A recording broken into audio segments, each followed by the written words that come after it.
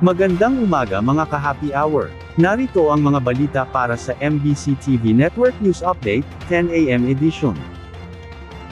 PNP pinaigting ang pagbabantay sa eleksyon, kasunod ng pagpatay sa mayor sa Cagayan. Ating silipin ang Desisyon 2025 update sa MBC TV Network News, ni Edniel Parosa. Patuloy na iniimbestigahan ng pambansang pulisya ang iba't ibang suspected election-related incident, kabilang na ang pagpatay sa isang alkalde sa Cagayan at pagbabanta sa DZRH reporter sa Abra. 17 araw bago ang halalan, tiniyak ng PNP na paigtingin pa nito ang mga operasyon para maiwasan ang karahasan sa buong Pilipinas. Sa Cagayan, bumuo na ng Special Investigation Task Group ang pulisya, kaugnay ng hinihinalang pag-sniper kay Rizal Mayor Joel Ruma. Kabilang sa mga inaalam ng PNP ay kung saan nagmulang iba pang putok ng baril sa insidenteng ikinasugat din ng 2 pa katao. Sa Abara naman, sumaklolo na ang Media Security Vanguard, katuwang ng Presidential Task Force on Media Security para sa pagkasampa ng reklamo ni Provincial Correspondent Romy Gonzales. Hindi umano ipagsasawalang bahala ng PNP ang pamta kay Gonzales na sinasabing nanggaling sa isang congressional candidate na posibleng makasuhan na ng grave threat. Yung grave threat po ng kanilang kaso.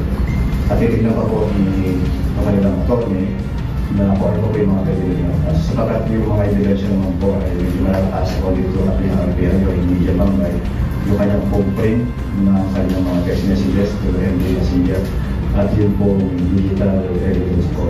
Nanawagan si PNP Chief Police General Roel Francisco Marbil sa mga politiko, itigil ang pagbabanta at panatilihin ang peace and order, maging ang paggalang sa proseso ng eleksyon. Para sa MBC TV Network News, ito si Edniel Parosa na DZRH, una sa Pilipinas, una sa Pilipino.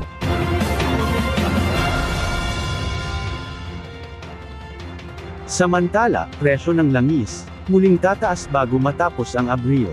Inaasahang muling tataas ang presyo ng mga produktong petrolyo sa April 29, ayon sa Department of Energy, kasunod ng lumalalang tensyon sa supply bunsod ng bagong parusang ipinataw ng Estados Unidos, laban sa oil shipping network ng Iran.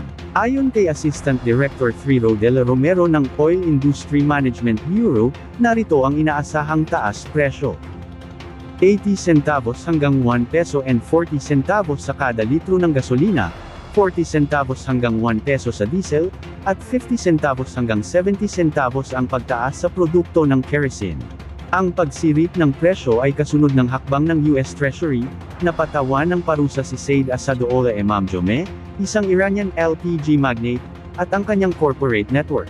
Ayon kay US Treasury Secretary Scott Bessent, responsable ang grupo ni Emamjomeh sa pag-export ng milyon-milyong dolyar na halaga ng Iranian LPG at crudo sa mga foreign markets, upang iwasan ang umiiral na US sanctions. Bukod dito, nakaapekto rin sa presyo ang pagbaba ng oil inventory sa US, na nagpapahiwatig ng mas mataas na demand. At yan ang mga balita para sa MBC TV Network News Update, 10 AM edition.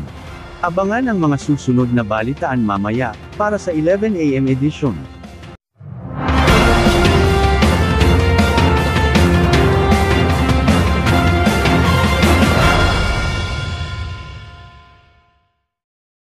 Mga ka-happy hour, kung gusto mong manood ang mga balita sa MBC TV Network News Update, mag-subscribe sa aming YouTube channel, i-like ang aming Facebook page, at i-follow sa aming TikTok account.